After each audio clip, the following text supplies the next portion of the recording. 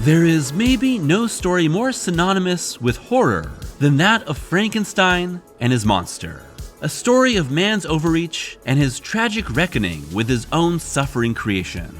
And while this tale of the modern Prometheus has been interpreted hundreds to even thousands of times since Mary Shelley's novel was first published in 1818, its modern pop culture understanding has most strongly been defined by the film interpretations of Universal Pictures. Debuting in 1931, James Whale's Frankenstein, alongside Todd Browning's Dracula, paved the way for the Universal classic monsters in the years that followed, becoming some of the most influential films ever made in the near century since their debut. But where does Mary Shelley's vision end and Universal's begin? How was Frankenstein's monster altered over the years as his films reacted to a changing cinematic landscape? And how has the modern Prometheus been reborn again and again as time goes by? Here we'll explore the entire history of Universal's Frankenstein, from Mary Shelley's Titanic novel to how the monster is reshaped by the studio, all while becoming an icon.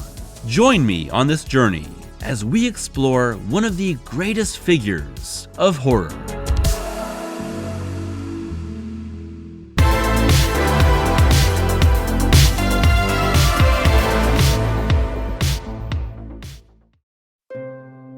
Mary Wollstonecraft Shelley was one of the original dang-ass freaks, and was only 18 years old when she began writing Frankenstein, or The Modern Prometheus, which was published in London on January 1st, 1818. At first anonymously, and then eventually with her name on later editions. The life of Shelley is inextricable from the narrative of Frankenstein, and seeing as the author's most famous novel helped to shape both science fiction and gothic horror, the two have been studied together in the centuries since. The daughter of women's rights activist Mary Wollstonecraft and political philosopher William Godwin, Shelley's mother died only 11 days after giving birth to her, and her close relationship with her father was soon damaged by his second marriage. At the age of 15, Mary began an affair with poet Percy Bysshe Shelley, who was married at the time, gave premature birth to a daughter who soon died, and eventually married Shelley after the suicide of his wife. Their second and third children together died young, and Percy died in a sailing accident in 1822 at the age of 29. The life of Shelley in between those moments has been speculated on by scholars for generations. Did she actually lose her virginity to Percy on top of her mother's grave? Was one of her children from an affair with their friend, poet Lord Byron, who was also having an affair with her sister? The blend of romance, death, and scandal reflects Frankenstein's own violation of social rules and established tradition, and each adaptation of the text makes a choice as to how closely it reflects both Shelley's novel and the larger context around it. As for the novel itself, Frankenstein was conceived of by the author when Byron created a competition between himself, Percy, Mary, and their physician John Polidori about who could write the best ghost story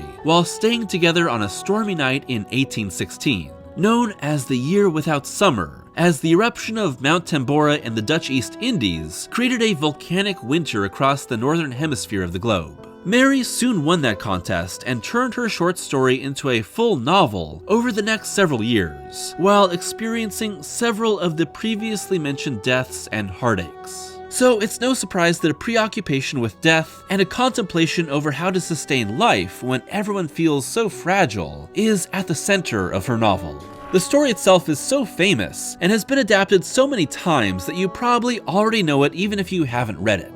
Bookended by the letters of Captain Walton, a crew of sailors finds a near-death Dr. Victor Frankenstein, who recounts his life story, revealing how he came to be obsessed with reversing death and creating eternal life, with his experiments leading to the creation of what we've come to know as Frankenstein's monster. But Victor's rejection of his creation turns the being into a specter of vengeance, slowly destroying his creator's life and growing to hate the human world.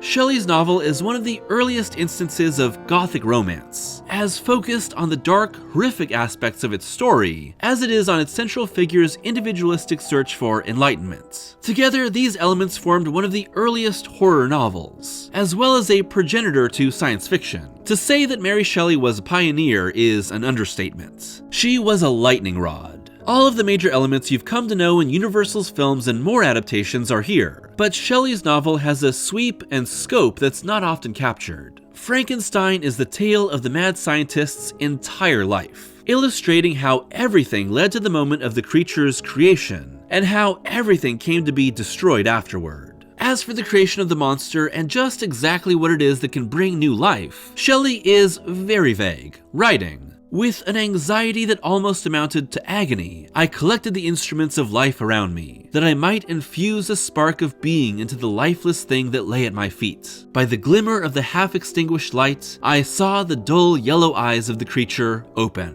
It breathed hard, and a convulsive motion agitated its limbs." The creature itself is only described in brief detail, with Frankenstein calling it a thing such as even Dante could not have conceived. His yellow skin scarcely covered the work of muscles and arteries underneath. His hair was of a lustrous black and flowing, his teeth of a pearly whiteness. But these luxuriances only formed a more horrid contrast with his watery eyes, that seemed almost of the same color as the dull white sockets in which they were set, his shriveled complexion and straight black lips. There's very little else that Shelley says to describe the creature, keeping him as horrifying as our imaginations allow, with everyone that encounters him covering their eyes and screaming before either running away or attacking him. The monster is essentially the ultimate dweller of the uncanny valley, a creature meant to be a beautiful replication of humanity, but twisted in every way. And as we'll see in our look at Universal's version, the monster only starts out as innocent, before becoming filled with rage and vengeance. He's also articulate, able to tell his creator everything that happened to him after Frankenstein ran away shortly after giving him life, saying, "Like Adam, I was apparently united by no link to any other being in existence, but his state was far different from mine in every other respect. He had come forth from the hands of God, a perfect creature, happy and prosperous, guarded by the especial care of his creator.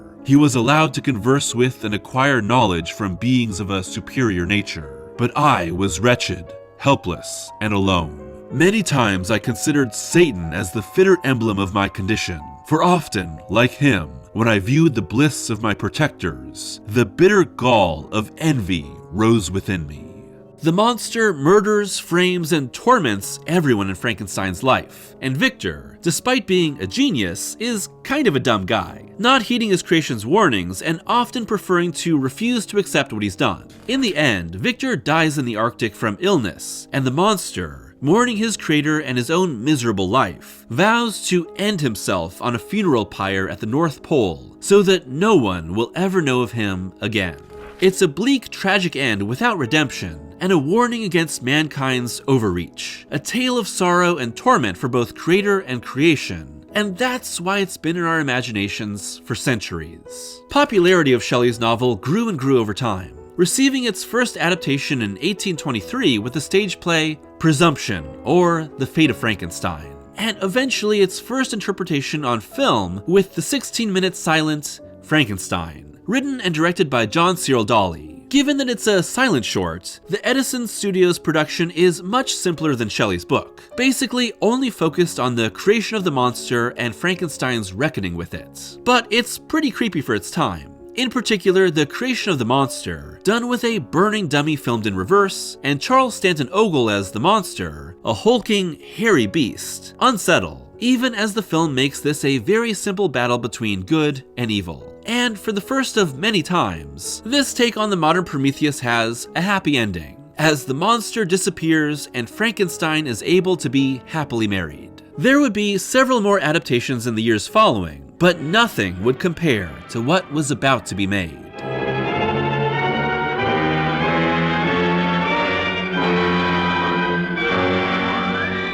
By the late 1920s, Universal Pictures was struggling to keep pace with its competitors, until Carl Laemmle Sr., co-founder and owner, put his son Carl Jr. in charge of the studio. The junior Laemmle quickly set about focusing on horror as a way forward for the studio, and the first result, Todd Browning's Dracula, was a smash hit that propelled the studio to find another horror picture. It was writer and director Robert Florey who pitched to adapt Frankenstein at Universal instead of the studio's suggestion of The Invisible Man. And while Florey would be uncredited on the final film, his first draft, adapting a 1927 play version by Peggy Webling, is what took Shelley's sprawling novel and turned it into the tight, small horror movie it became. Florey was soon kicked off the project when director James Whale was hired, who, in turn, had the script rewritten by Garrett Fort and Francis Edward Farrago. The end product is Frankenstein, released on November 21st, 1931, and a movie that takes the core of Shelley's book and sheds many, many layers of story. At only 70 minutes with intro and credits, Frankenstein cuts right to the chase. Unlike the book's life chronicle, we pick up with Colin Clive's Henry, yes, Henry, renamed from Victor due to it sounding too harsh, Frankenstein already digging up a fresh corpse for reanimation, filled with a mania and soon underway on creating the monster. The story that follows is very simple. Frankenstein, much to the worry of his fiancée Elizabeth and romantic rival Victor, has forsaken everything to create new life. And here, unlike the vague alchemy of the book, we see a complex, massive laboratory of lightning-powered machinery in a scene that has come to define the Frankenstein story forever. It's alive! It's alive! It's alive! In the name of God! Now I know what it feels like to be God! Soon enough, the monster is rampaging through the countryside until a climactic encounter atop a burning windmill. The monster himself is a blend of childlike innocence and sudden rage, inquisitive one second, lashing out the next, leading to death and tragedy as the surrounding village comes to destroy him. It's a much simpler take on the burgeoning awareness and rage of the monster than what Shelley made, but it's Boris Karloff that really makes it work. Mute besides moans, roars, and screams, Karloff uses fantastic physical acting to help us understand the plight of the character. Someone who doesn't deserve the torment inflicted on him, who can't help but cause death, and who ultimately cannot belong in the human world. However, Karloff, billed with only a question mark to create an air of danger, wasn't Universal's first choice for the monster. Instead, it was Bela Lugosi, who called the role undignified and didn't want to be unrecognizable under all that makeup. This is what we call ironic, given later films we'll get to. The image of the monster is the result of Whale's suggestions and the vision of Universal makeup artist Jack Pierce, who would go on to shape the look of the majority of the studio's monsters. Pierce created the giant flat-topped head to suggest a skull that's been opened and filled with more brains than it can handle, slathering Karloff's face with gray-green grease paint, giving him a giant forehead ridge with cotton and collodion plastic, and creating heavy, less human eyelids with mortician's wax. Little details like Karloff removing his dental bridge to sink in his cheek and the neck bolts give him, pardon the pun, so much life. And while Karloff was 5'11", giant, heavy boots boosted him up over everyone else. The monster's violent nature and attacks essentially snap Henry out of his mania, regretting everything he's done and moving forward with his wedding. Essentially, he's trying to return to normalcy and deny the man he became. Whale's film takes Shelley's story into a very different direction, mostly just keeping the general ideas and then going off in a short, uncomplicated manner that gives its characters easy fates and a rather uncomplicated morality. That's underlined by its stage opening, with Edward Van Sloan warning the audience and directly spelling out the film's morals. A man of science who sought to create a man after his own image, without reckoning upon God. Of course, Karloff's performance as the monster is legendary, and the film's makeup, effects, and atmosphere are incredible. But when compared to Shelley's book and many other adaptations or sequels that followed, you can't help but feel the stuntedness of this original film. In the end, the monster, accidentally given an abnormal brain, is a mostly rampaging force of fear and death, lashing out due to not understanding what's around him, but still a figure that must be stopped. His accidental drowning of little Maria illustrates that he's a child.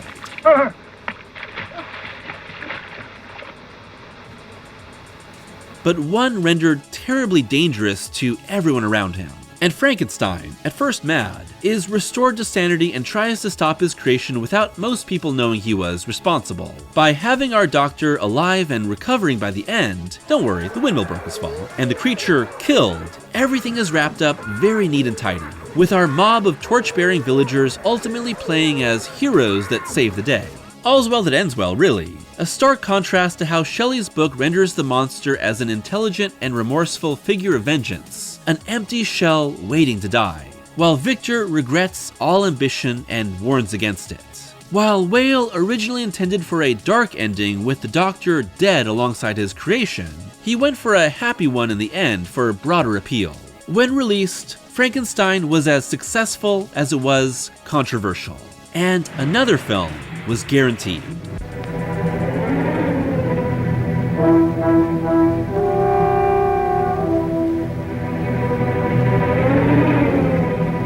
Universal, and in particular Carl Laemmle Jr., were determined to make a sequel to their smash hit, a series of complications would delay what was originally announced as The Return of Frankenstein. Most notably was that James Whale, burnt out after making the effects-heavy Invisible Man, simply didn't want to do it. And while other scripts were written, Whale eventually agreed to a sequel after directing a series of financial disappointments. Whale would pull his idea for a sequel directly from one of the major plot points in Shelley's novel the first film never addressed: the monster's demand for a mate. And while Frankenstein's brief experiment to create another creature, which he destroys out of disgust before he can complete it, is only a small part of the novel, the entirety of Bride of Frankenstein focuses on this idea. Bride of Frankenstein, released on April 20th, 1935, with a screenplay by William Hurlbut, picks up immediately after the original, revealing that the monster survived the burning windmill and retconning our happy wedding ending to see Henry still tormented by his experiments. Soon, Henry is pulled away from his wedding bed by Ernest Thesiger's Dr. Pretorius, a former mentor also intent on creating new life. And as the monster roams the countryside, he gains intelligence and the ability to speak, as his torment further ostracizes him from the living, and together with Pretorius, forces Frankenstein to make him a bride. The Bride of Frankenstein.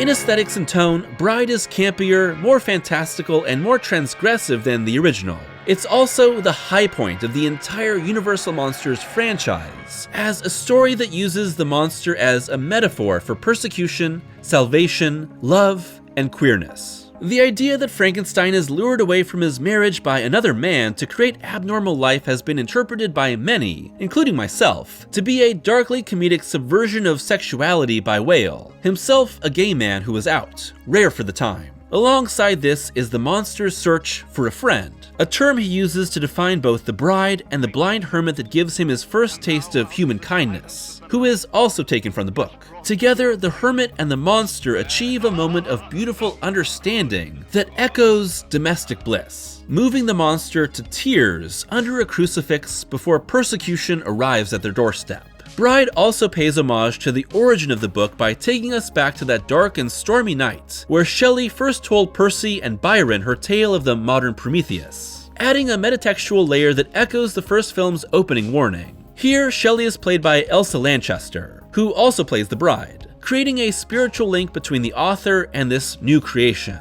Years later, Lanchester would reflect, "I think James Whale felt that if this beautiful and innocent Mary Shelley could write a horror story such as Frankenstein, then somewhere she must have had a fiend within." Lanchester plays the bride like a swan, stiff, hissing, filled with wide-eyed terror. In only a few minutes, she becomes unforgettable.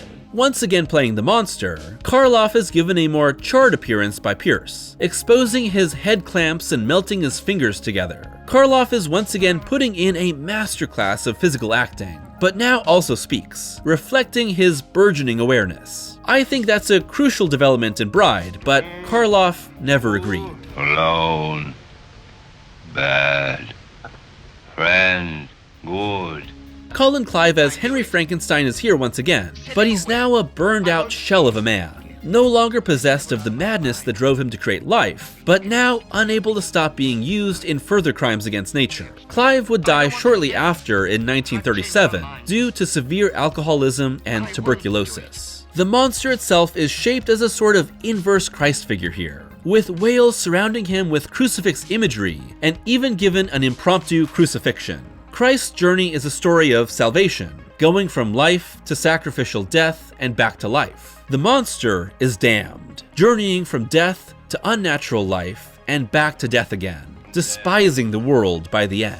I love dead, hate living. You're wise in your generation.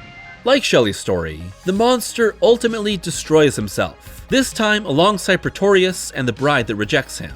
It seems as if Whale originally had a darker ending in mind, with Henry also killed in the explosion. You can see him right there. But Bride has the monster let his creator go, restoring Frankenstein to his natural life and marriage.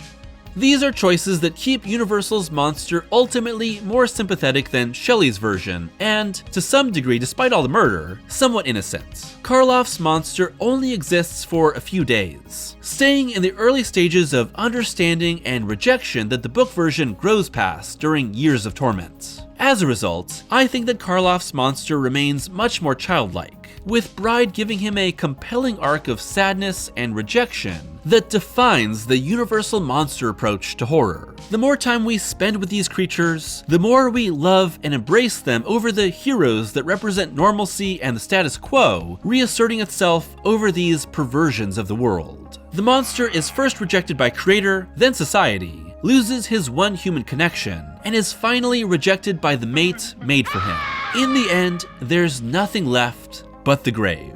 You stay. We belong dead. Bride wasn't the same level of box office success its predecessor was, but it's shaped the image of Frankenstein and his monster to the same degree as any other interpretation, including Shelley's novel. The Universal monsters, the modern monster movie, and gothic horror are indebted to it. But this wasn't the end.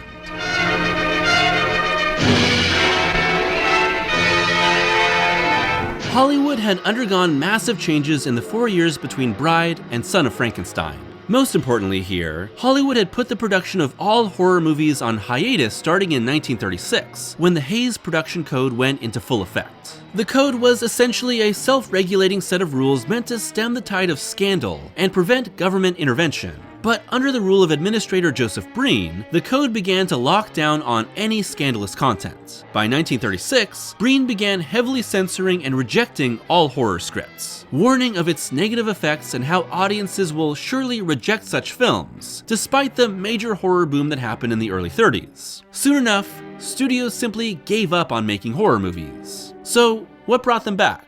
Well, money, of course. In 1938, the Regina Theater in Los Angeles played a triple bill of Dracula, Frankenstein, and Son of Kong, which sold out the theater for 5 weeks straight. Universal took notice and began playing a double feature of Dracula and Frankenstein across the country, bringing in $500,000. Audiences were hungry for horror, and Universal was ready to feed them.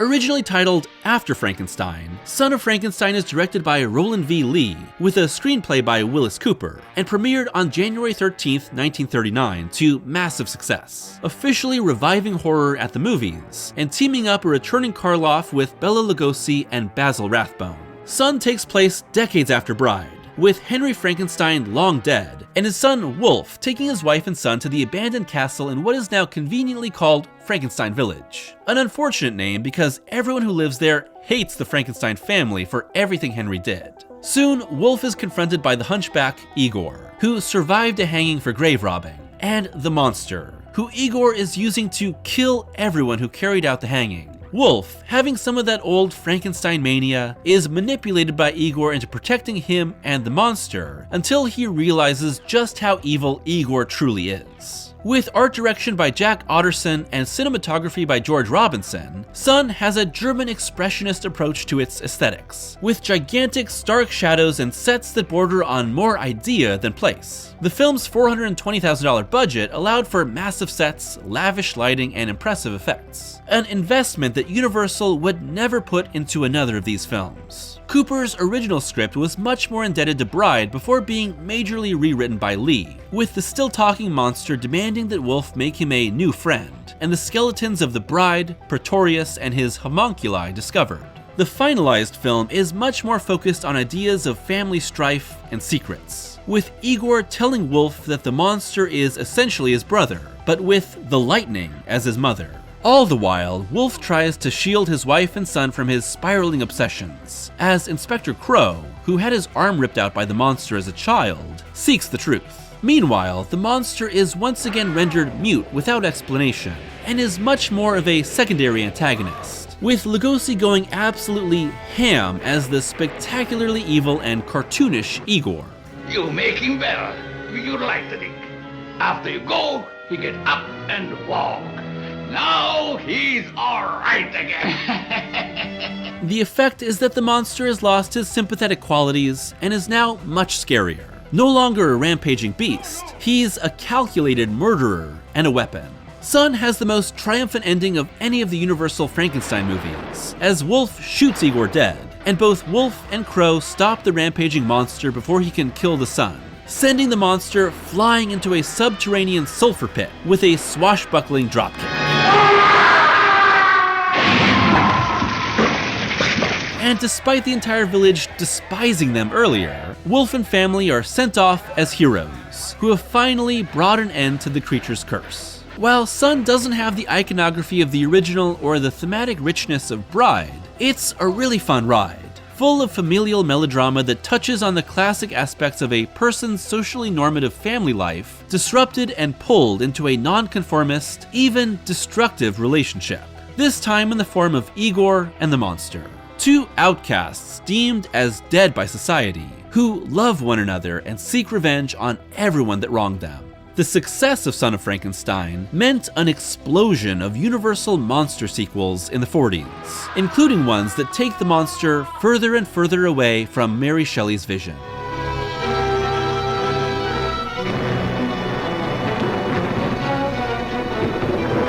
In the time following Son, Karloff's Universal contract ran out, and the actor left the studio to find success on Broadway, with Arsenic and Old Lace being a hit for the former monster, now playing a very self-referential role as a killer brother. Karloff wasn't coming back for another Frankenstein movie, but that didn't stop Universal. In his place, the studio chose Lon Chaney Jr., who was in the midst of making his name under a ton of makeup as the Wolfman, and wearing Jack Pierce's same makeup as Karloff here to preserve the look. Premiering in 1942, Ghost of Frankenstein starts a trend that unfortunately is only reinforced by most of the following sequels. Rather than being an increasingly complex character filled with tragedy, the monster becomes more of a plot device or MacGuffin within most of these stories. The tragedy of Shelley's book in the first two of Universal's films is that the monster has a burgeoning consciousness and personality that makes it more and more aware of its own suffering. In Ghost, the monster is simply a weapon to be used for others' purposes. And Ghost absolutely screams of Universal cashing in on a successful franchise. By the time this fourth film was released in 1942, the studio had fully embraced its monsters, a far cry from Carl Laemmle Sr.'s initial hesitation,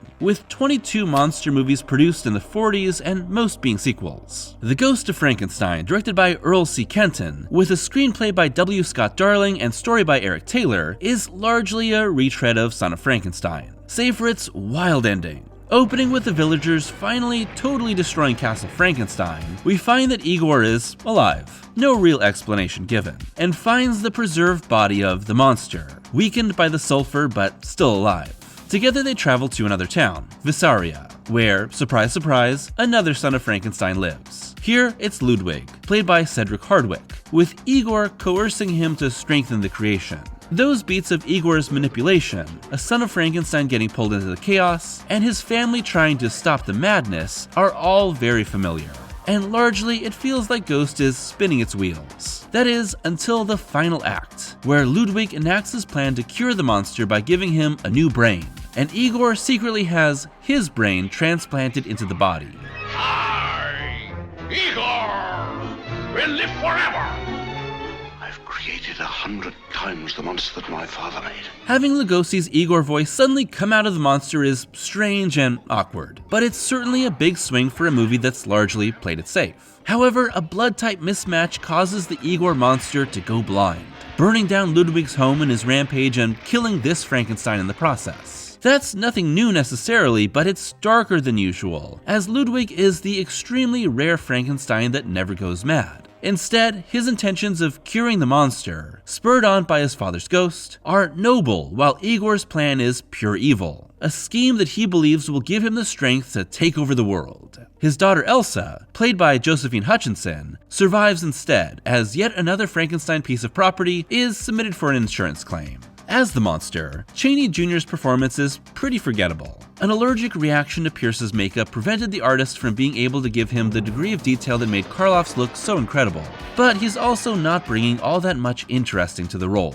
Chaney's greatest role will always be Larry Talbot, and his time with the neck bolts feels more like trivia. We'll get to how the plot point is handled later in a moment, but in the larger scheme of the franchise, I can't help but feel a little sad for the monster. The sympathetic creature of the first two movies is now gone, replaced by a madman's brain. If Universal had carried on the monster's growing personality through Son and into Ghost, it would be a devastating development. As it stands, the monster here is almost a blank slate, kinder than usual, but fully at the whims of everyone around him, before they scoop out his noodle and blow up his body. Of course, we all know the monster isn't really dead. Early on in Ghost, he is revived by being directly struck by lightning in one of the film's best visuals, and Ludwig discovers that the monster was actually brought to life by cosmic rays that made him immortal. So yes, Frankenstein's monster is the unofficial fifth member of the Fantastic Four. Take that, Spider-Man. This would be the end of Frankenstein's solo films at Universal, but it wouldn't be the end of the monster story.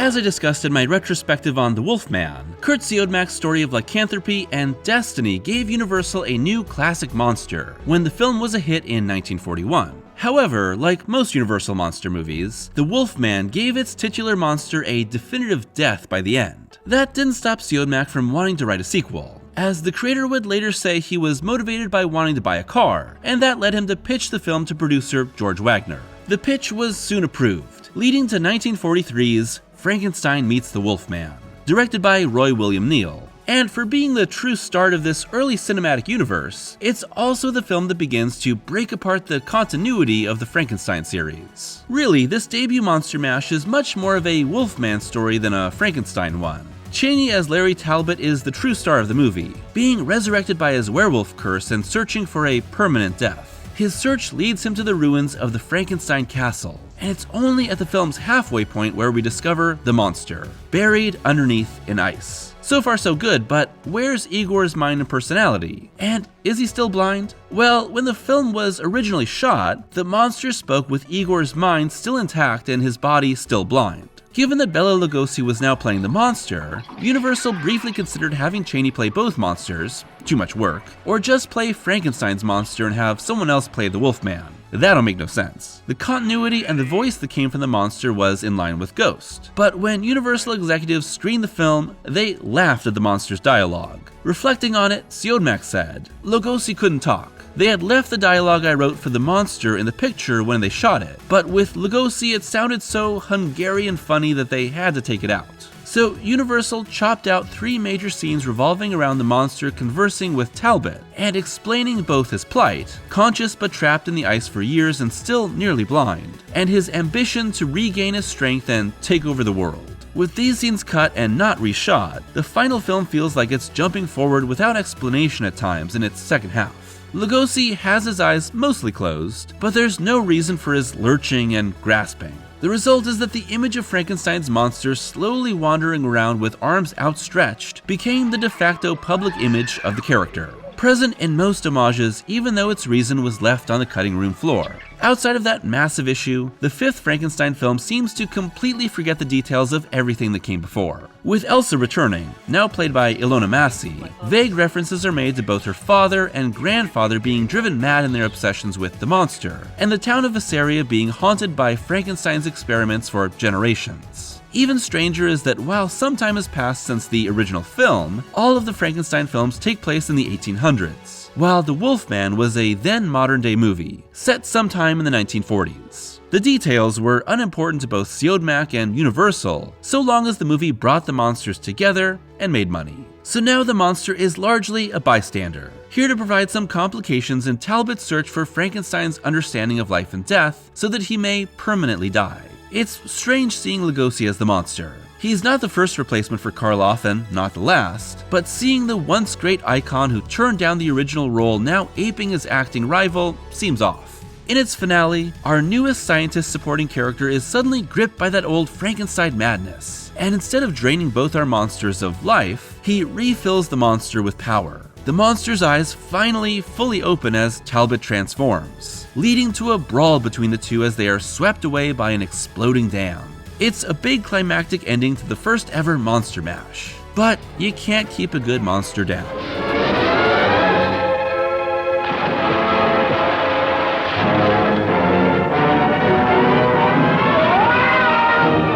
The success of Frankenstein Meets the Wolfman gave Universal one last idea to revive their flagging monsters. If two titans could bring audiences back, why not add more? Given that I've previously discussed the following 3 movies in my Wolfman retrospective and that the overall Frankenstein content of each is pretty minor, we'll lump 1944's House of Frankenstein, 1945's House of Dracula, and 1948's Abbott and Costello Meet Frankenstein all together here. These late-stage movies illustrate the sad downward slide of the monster's depictions in Universal's movies. If the original Frankenstein and Bride are a perfect duology that illustrate the evolution of the monster and the tragedy it creates, then every other film after reveals how Universal simply didn't know what else to do with the character. All 3 of these films see Glenn Strange take over as the monster, tying him with Karloff for appearances in the makeup. And what you may not know is that when monster fever took over in the 50s and 60s, after Universal licensed their movies for TV airings, most of the Universal licensed toys that were made used Strange's likeness as the monster, and not Karloff's. Strange is totally fine as the monster, but he's limited by mostly lying around and then aping the actors that came before. He big though, reportedly 6'4" and a towering presence in the makeup. House of Frankenstein is almost a roadshow of horror, following the mad scientist Dr. Niemann, played by a returning Karloff, fulfilling a contract, in an almost self-aware casting as the creator rather than the creation, and his hunchback assistant Daniel, who try to fabricate Frankenstein's experiments, causing them to encounter Dracula, who gets massively jabronied, the Wolfman, and the monster, both frozen in ice. The plot borrows a lot of elements from previous movies: a new scientist wanting to redo the experiments, the monster used as a weapon, and a brain transfer plan. The monster is more MacGuffin than ever here, on the slab for almost the entire film, before yeeting our hunchback and giving Karloff one of the most ghoulish deaths in the entire series.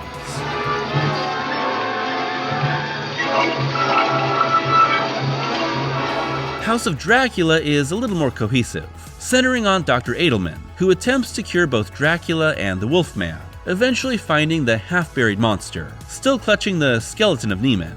And, well, the monster is once again a non-factor, still on the slab until the now mad doctor revives him in the finale. He lurches around a bit and is burned alive by the now heroic and cured Larry Talbot. By this point, having the monster is more of a selling point to put on the poster than an actual element of the plot. In Abbott and Costello Meet Frankenstein, our comedic duo play a pair of baggage clerks that get mixed up with a plot by Dracula, taking all of the tropes established by earlier movies and playing them for laughs. Once again, we have a brain-swapping plot, with Dracula wanting to use Lou Costello's simple, pliable brain in the monster for complete control. And once again, the monster is a tool, here with makeup by Bud Westmore after the firing of Jack Pierce. But he does a little bit more than usual with some blind Lugosi-style rampaging. He even talks a little. Back. Yes, master. He thinks I'm Dracula. In the climax of Abbott and Costello, the monster is once again destroyed in a fiery inferno. The only difference is this was the last time the classic Universal interpretation of the creature would appear on screen. The monster's unnatural life was finally over, at least at Universal. I heard him yelling in the castle. Fix me. His name's Big Frank. Fix me. I said, I'm going to fix you. No talking monster, Big Frank. I'll fix you, Big Frank. Given that Universal's Frankenstein series is adapted from Mary Shelley's novel, the studio's adaptations take up just a small fraction of the total number of Frankenstein movies. Since Shelley's book is now in the public domain, anyone can make a Frankenstein movie, and everyone practically has. However, Universal's copyright over their own unique interpretation of Frankenstein, including the monster's look, means that other studios need to be careful to not infringe on their legally protected interpretation. But that hasn't stopped an endless barrage of other creators homaging and getting as close as possible to Karloff's flat-topped, bolt-necked icon. As we've discussed, there are many differences between Shelley's original story and Universal's interpretation, but both have become so ingrained in the popular culture perception of the story and characters that it's often difficult to know when a movie is trying to riff on Universal's interpretation. But with so few official Universal films featuring the monster in the near century since James Whale's original movie, it's the combination of merchandise and non-Universal homages and parodies that have kept Karloff's monster alive in pop culture today. You could spend an entire day watching commercials that use the Universal iconography to sell everything from beer to Play-Doh. And I have. There's a coziness to the Universal monsters and their old-fashioned gothic horror. Having them slowly become friendly, easy to recognize touchstones through pop culture ephemera makes a character like Frankenstein's monster, once terrifying, be an easy gateway into the genre. The second biggest Frankenstein film series started just a decade after Universal's original era came to a close, with Hammer Horror's 7 Frankenstein movies, most with Christopher Lee as the creation. Toho had their own giant version of Frankenstein created when the monster's living heart is irradiated by the Hiroshima bombing. Herman Munster is basically just a happily married Frankenstein's monster. Mel Brooks's Young Frankenstein blends together elements of all 4 of the original Frankenstein movies to perfectly skewer the series, even though it's a Fox production. Tim Burton's Frankenweenie is essentially an animated kids version of the Gothic classic, and the Monster Squad's version, played by giant but sweet weirdo Tom Noonan, is about as close as you can legally get to Universal's copyright, playing into the monster's childlike nature and the camaraderie he finds with children. He is easily one of my favorite versions, and I just hate seeing him sucked up into that portal. Kenneth Branagh's 1994 adaptation, Mary Shelley's Frankenstein, is largely sold on being a closer adaptation of the original novel than any previous movie. And while that's kinda true, it also places it in conversation with Universal's interpretation by nature of comparison, including having its own bride, highlighting its massive changes but not replacing it in mainstream popularity. After decades of keeping Frankenstein alive through merchandise, licensing, Halloween Horror Nights haunted houses, and theme park appearances, Universal decided to finally, officially bring their monster back to the big screen in a modern interpretation of the old monster mash. And Helsing, you murderer! Why can't you tell the world I work for you? Because we do not exist. I have previously talked about Stephen Sommers' 2004 blockbuster misfire Van Helsing when I focused on the werewolf aspect of the story. Here, we'll look at the Frankenstein of it all.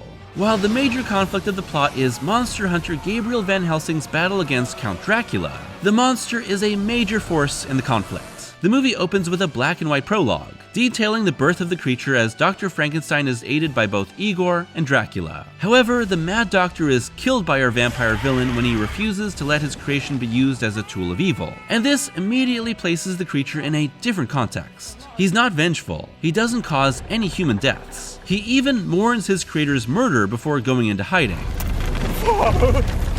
He's also, once again, a MacGuffin, as Dracula needs the creature's special energy to give life to his vampire offspring. Like most of the movie, it's real convoluted, but I love Shuler Hensley's performance as the monster. Mostly a stage actor, his take is big and operatic, a beautiful soul in a terrifying body, which is all squishy pieces held together with steampunk mechanisms, and a brain that looks like one of those plasma ball toys from the 90s. Aesthetically, the entire movie feels more indebted to Whale's Frankenstein films than any other classic Universal movie, with lots of gothic castles, lightning-struck machinery, and dark corridors across the film, just pumped up to a CGI-powered extreme. Overall, the monster is a small part of the film, mostly hiding or locked up during the film's finale, but I think his practical effects and performance match really well with the film's big, campy approach to early 2000s adventure. Best of all, the monster is given a happy ending, alive, cared for, and allowed to go off to find a new life. After 8 movies that all end with him tormented and destroyed in some form, it's a satisfying conclusion for anyone that sympathizes with the monster.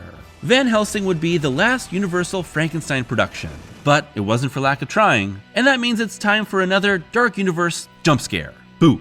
You probably know the general idea by now. Universal's shared monster universe was launched with and killed by the disastrous action-focused remake of The Mummy in 2017, just as Universal announced its many stars in upcoming monster movies. Most relevant was a remake of The Bride of Frankenstein, written by David Koepp, set to be directed by Bill Condon, and starring Angelina Jolie as the bride and Javier Bardem as Frankenstein's monster. For a little while, it seemed as if Bride would still be made despite The Mummy's flop, but once production was delayed and Jolie left the project, its spark of life was extinguished. But surprise, the Dark Universe isn't as dead as you might expect. In 2024, Universal Studios announced a massive expansion of their Universal Orlando theme park with the Epic Universe, featuring several different new lands within, one of them being, you guessed it, the Dark Universe. Set to open in 2025, there's no real details yet, but Frankenstein will obviously have a major role within it. With Universal's own unique vision of Frankenstein soon reaching the end of its copyright protection, it's only a matter of time before our monster returns some way,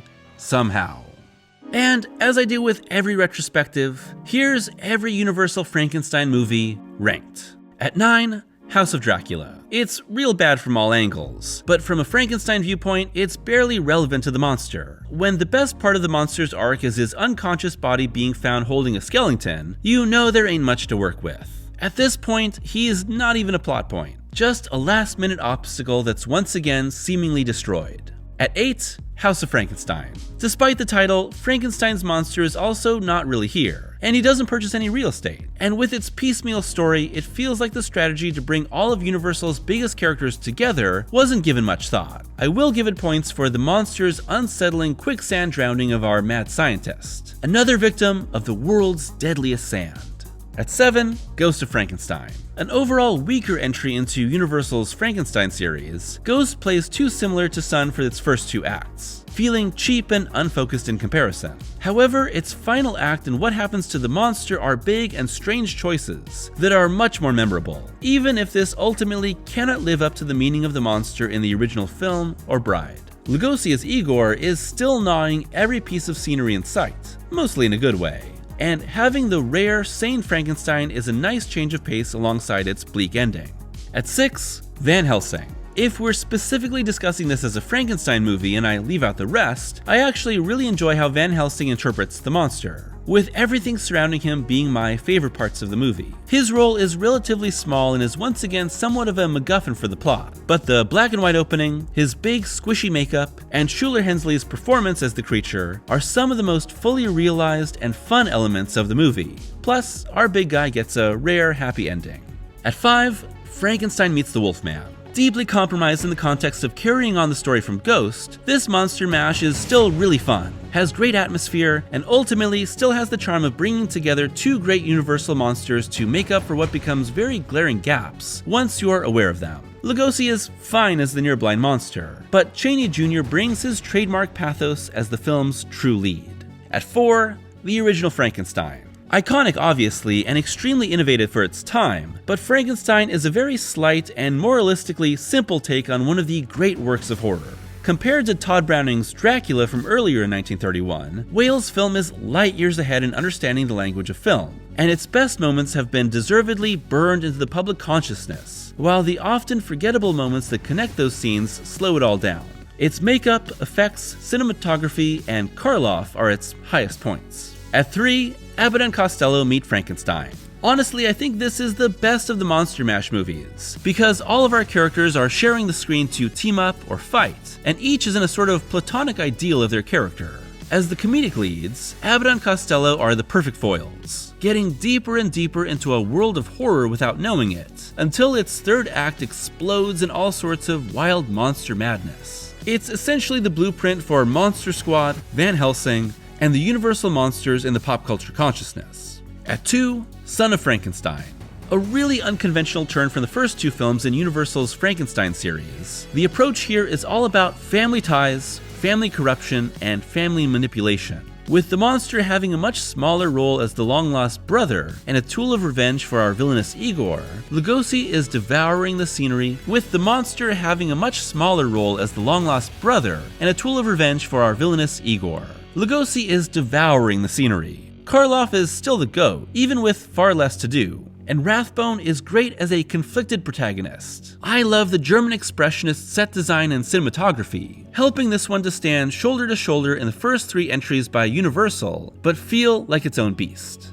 And at number 1, The Bride of Frankenstein. The greatest Universal monster movie ever made. Bride of Frankenstein is tragic, cynical, and pushing at the boundaries of sacrilege for its time, but it's also a deeply empathetic movie, working to help us understand and care for the monster, even as he journeys on a sort of reverse Stations of the Cross, going from unnatural life back to natural death. What little time Elsa Lanchester has as the bride, more idea than character, has never left my brain since the first time I saw her. And Karloff gives his greatest performance, balancing limited speech with incredible body work, as this innately queer story about outcasts understanding and identifying with one another as the world shuns them, moves from comedy to horror to tragedy and back again for an utterly one-of-a-kind film. Through the highs and lows, the classics and the forgotten, Universal's interpretation of Frankenstein has become just as much of a pillar of horror as Mary Shelley's original novel. And while more and more new film and TV versions of this tragic tale of man's overreach come with every year, the figure brought to life by James Whale, Boris Karloff, Jack Pierce, and many more has never been forgotten. It's a testament to the universal vision that can never truly be replicated or replaced. But with countless generations inspired by the original, Frankenstein's monster has achieved a sort of immortality that fulfills his own story's dire warnings.